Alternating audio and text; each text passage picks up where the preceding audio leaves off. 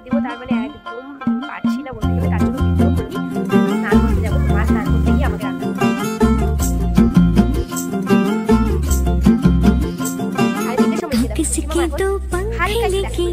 उड़ा चला जाए रे जहाँ नहीं जाना था ये वही चला हाय रे उम्र का ये ताना बाना समझ न पाए रे जुबां पे जो শীতের দিনে সকাল সকাল এই বিছানাটা ছাড়া যে কতটা কষ্টের সেটা হয়তো এখন সবাই বুঝতে পারছো। এই শীতকালে যদি বাপের বাড়িতে আসা হয় তাহলে তো হয়েই গেল, বিছানার থেকে আর ওঠার কোনো ইচ্ছেই জাগবে না। শ্বশুরবাড়িতে ওই 6:30 7টার মধ্যে শীতের দিন হলেও কিন্তু উঠতে হয়, আর বাবার বাড়িতে আজকে যেন কটা বাজে, ওই 9:45 মতো বেজে গেছে। মায়ের বকুনেতে এখন আমি মাত্র উঠলাম, উঠে মনে হচ্ছে এখন আবারও শুয়ে পড়ি। কেন জানো, বাইরে তাকিয়ে দেখি এত কুয়াশা, পাশের বাড়িটাও দেখা যাচ্ছে না। 2-3 দিন থেকে এরকমই অবস্থা, সূর্যের মুখই দেখা যাচ্ছে না। ওই বেলা 12টা 1টার দিকে হয়তো সূর্য একটু বেরোয়, সাথে সাথে আবার চলে যায়। ভীষণ ঠান্ডা পড়েছে, ভীষণ। আর আমার গলার অবস্থা শুনে তো বুঝতেই পারছো, বাবার বাড়িতে আসার পর থেকে ওই যে একটু প্রথম দিকে কাজকর্মগুলো করেছিলাম অনুষ্ঠান উপলক্ষে, আর তখনই যে আমার সর্দিটা বেঁধেছে তখন থেকে কিন্তু লেগেই আছে। তো যাই হোক, মায়ের বকাবকির চোটে তো লাস্ট পর্যন্ত উঠলাম, কারণ বাসি ঘরটাও তো ঝাড় দিতে হবে। বিছানাটা না তুলে না মা ঘর ঝাড় দেওয়া একদমই পছন্দ করে না। তো শুভ সকাল বন্ধুরা, আমি শম্পা। আমার চ্যানেলে আরও একটি নতুন ভিডিওতে তোমাদের সবাইকে জানাই অনেক অনেক স্বাগত আর ভালোবাসা। আশা করি সবাই খুব ভালো আছো, সুস্থ আছো, আর তোমাদের ভালোবাসায় আমিও কিন্তু ভালোই আছি। তবে একটু খারাপ আছে, আমার গলা শুনে বুঝতেই পারছো কি পরিমাণ ঠান্ডা লেগেছে। গলার ভয়েস না আমি নিজেই চিনতে পারছি না, মানে বুঝতে পারছি না আর কি, এমন ভয়েস হয়েছে সেই বাড়ি আসার পর থেকে। আর বাড়ি আসার পর থেকে সেই দাদুর কাজের দিন হচ্ছে ভিডিও করেছিলাম, তারপরে মোটামুটি 1 সপ্তাহ কেটে গেছে। এত ঠান্ডা লেগেছে, মানে ভয়েস ওভার দিব তার মানে একদম পারছি না বলতে গেলে, তার জন্য ভিডিও করিনি। আর বাড়িতে না অনেক লোকজন ছিল, আর তার সাথে অনেক কাজকর্ম ছিল, সেই কাজকর্ম গোছাতে আর একা না ভিডিও করে উঠতে পারিনি। আর কেন জানি বাপের বাড়িতে এলে পরে মানে অলস হয়ে যায়, কিছু করতে ইচ্ছে করে না। ভাবি বাড়ি থেকে ভেবে আসি যে শ্বশুরবাড়ি থেকে আর কি ভেবে আসি এখানে এলে অনেক ভিডিও করব, তারপর হচ্ছে রিলস বানাবো, কিন্তু হচ্ছে এখানে আসার পরে একদমই পারি না, কেন জানি এক বড় অলস হয়ে যাই। আর আজকে হচ্ছে দেখো কত ঠান্ডা, আজকে না 3 দিন থেকে ভীষণ ঠান্ডা পড়ে গেছে। 3 দিন আগে পর্যন্ত রোদ্র উঠছিল, কিন্তু 3 দিন থেকে একদমই রোদ নেই। এখন বাজে হচ্ছে সকাল 10টা, এই 10টা না 9:50 বাজে। আমি অনেকক্ষণ মানে ঘুমিয়েছিলাম, শুয়েছিলাম আর কি, উঠতে ইচ্ছে করছিল না, এত ঠান্ডার মধ্যে কি উঠতে ইচ্ছে করে দেখো তো। আর আজকে হচ্ছে বাবার বাড়িতে কিন্তু লাস্ট দিন, কালকে হয়তো এই সময় মানে গাড়িতেই থাকবো, চলে যাব কালকে সকাল সকাল চলে যাব, তাই একটু লেট করে উঠলাম আরও।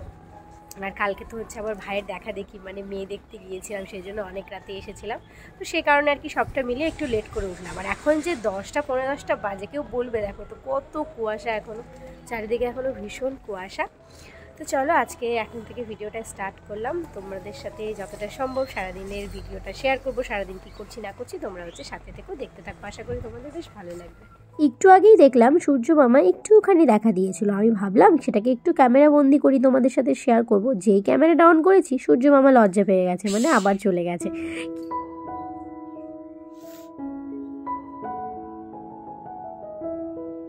দেখো আমি তো 9:45 উঠেছি, আমি তো হচ্ছে এখন বাড়ির মহারানী, দেরি করে উঠলেও একটু বকা খেলেও আর কিছু হবে না, কিন্তু মায়েদের কাজ তো প্রতিদিনের।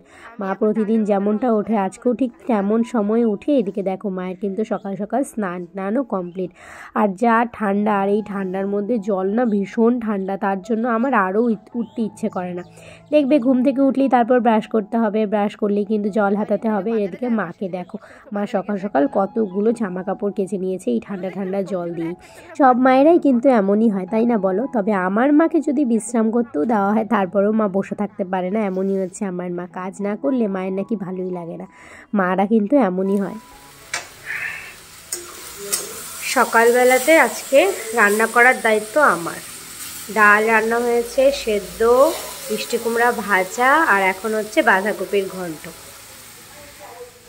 ডাল আর সেদ্ধ ভাত দিয়ে ভাত খাওয়া দাওয়া হয়ে গেছে, সকালের খাওয়া দাওয়া। ভেবেছিলাম স্নান করতে যাব, তো মা স্নান করতে গিয়ে আমাকে রান্নার দায়িত্ব দিয়ে দিল। আর স্নান করতে তো একদমই ইচ্ছে করছে না, ভাবছিলাম একটু রোদ উঠবে, ওই যে সকালবেলা একটু সূর্য আমার মুখ দেখেছিলাম। আর এদিকে দেখো এখন আবার একদম লাইট যেটা করছো বুঝতে পারবে না, মানে একদম কুয়াশা হয়ে আছে, কি বলবো, একদম ভালো লাগছে না। স্নান করতেও ইচ্ছা করছে না তার জন্য। ঠান্ডার দিন কিন্তু আমার বেশ ভালোই লাগে, কিন্তু যখন সারাদিনে একদম রৌদ্রের মুখই দেখা যায় না তখনের দিনগুলো কিন্তু একদমই ভালো লাগে না। আর এখন দেখো আমরা ডাইনিং টেবিলে সবাই মিলে বসে আমার হবু বৌদির ছবি দেখছি। এই ছবিটা সব থেকে বেশি সুন্দর লাগতেছে আমার দেখতে। হ্যাঁ, এখানে খুব সুন্দর লাগছে।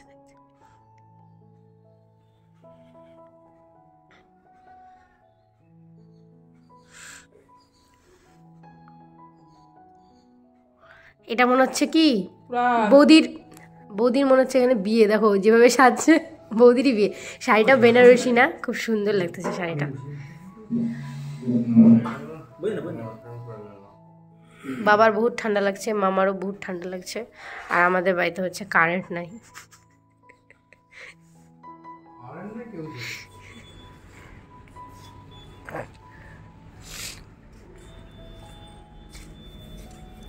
শুকাই না মামাই, কিন্তু এটা আবার শুকনা, এর গুছায় ধুয়ে দেবো, শুকা যাবে। কি হবে ধরো, এগুলো তো ইসে হবে না, না যেগুলা কিছু ইসে ঘরের জামা কাপড় শুকাই যাবে।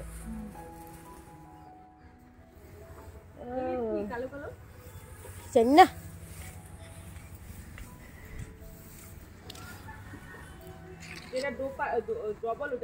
হ্যাঁ ওটা একটু মোটা না, থাক বেশি ডবল নাই, ডবলটা কাকিমণিদের ওদিকে রেখে দেবো। এগুলো কাকিমণিদের তো,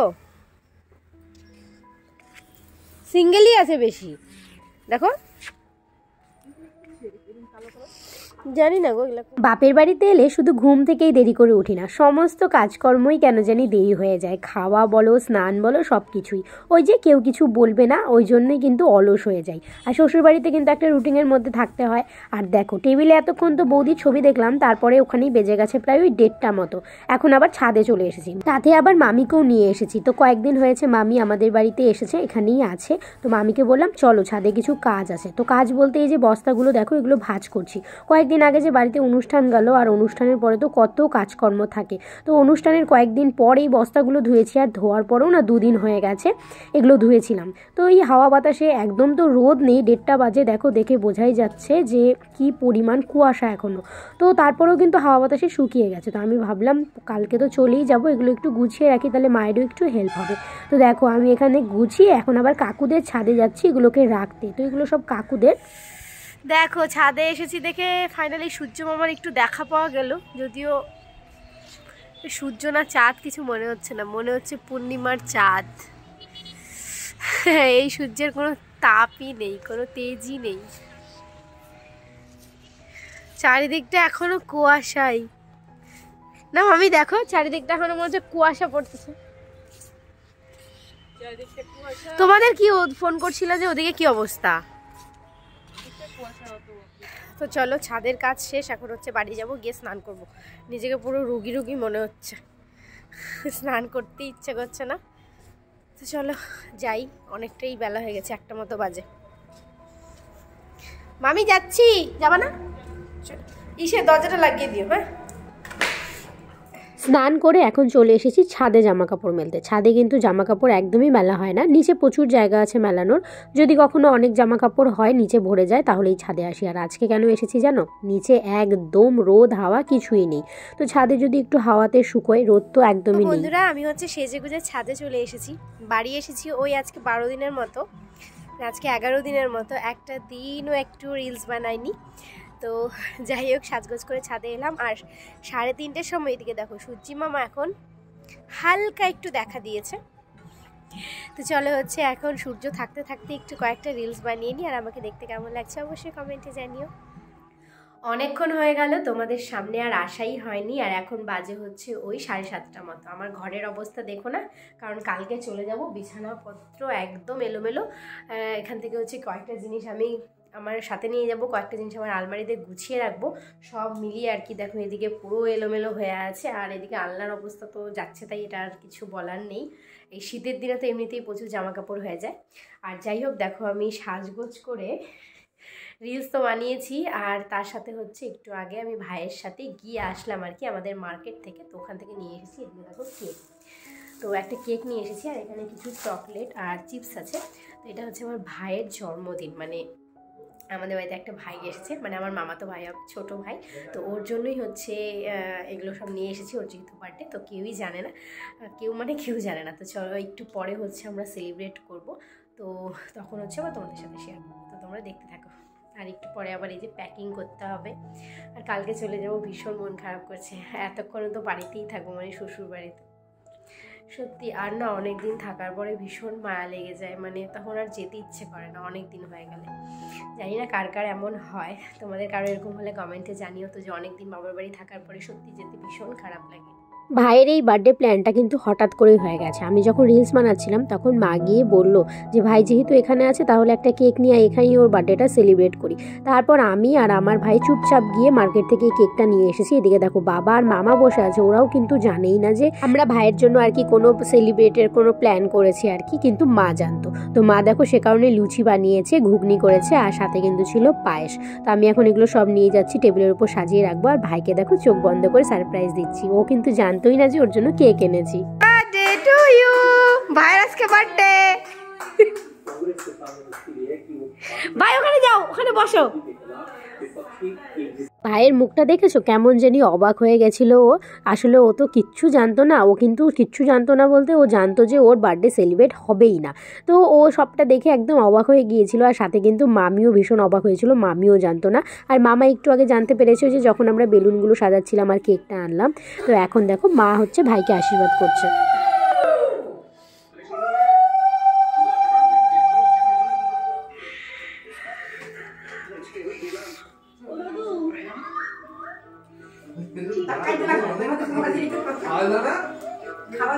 কখনো কখনো অল্প কিছু করে কাউকে যদি অনেকটা খুশি করা যায়, তো সেই খুশিটার দামটা না অনেকটা হয়ে যায়, যেটা হয়তো টাকা দিয়েও কেনা যায় না বা টাকা দিয়ে পাওয়াও যায় না। তো এরকম কিছু খুশি কাউকে দিতে আমার খুবই ভালো লাগে, আর নিজে পেতেও ভীষণ ভালোবাসি। যেমন এই যে বার্থডে, অ্যানিভার্সারি, এগুলো কিন্তু আমার ভীষণ ভালো লাগে কারোটা সেলিব্রেট করতে, বা কেউ আমারটা করবে, আমার কিন্তু খুব ভালো লাগে। To you, happy birthday dear Bumba, happy birthday to you. কত পছন্দ করে, ওই তো বলছি ও কত কেক পছন্দ করে। ওই যে দাদাকে খাও, জামে লাগবে। আরে নতুন জামাটা তো নোংরা লাগায়ও না মা, এই গায়ে লাগাই দিব আদত।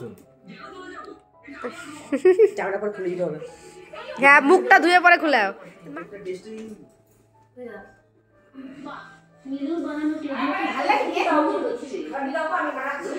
করবো বন্ধ, শিবানীকে করো। ও করছে আমাকে চুটি।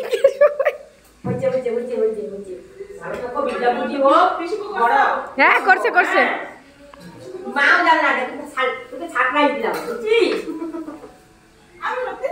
কেক খাওয়ার পর মামা বলছিল ভাইকে সব বড়দেরকে প্রণাম করতে। তো ভাই হচ্ছে ওদিকে মামাকে, বাবাকে, আমাকেও প্রণাম করেছে, এমনকি ভাইকে, তারপর গিয়েছিল মামিকে আর মাকে প্রণাম করতে। আর এদিকে দেখো ভাই, এদিকে বোন, এদিকে কিন্তু আমার কপালেও আছে, সবাইকে কেক দিয়ে ভাই হচ্ছে ফোঁটা দিয়ে দিয়েছে। ভাবতে পারছো, গালে না লাগিয়ে ফোঁটা দিয়ে দিয়েছে। তো চলো আজকের ভিডিওটা এখানেই শেষ করছি, আমরা এখন খাওয়া দাওয়া করবো। তোমরা সবাই ভালো থেকো, সুস্থ থেকো।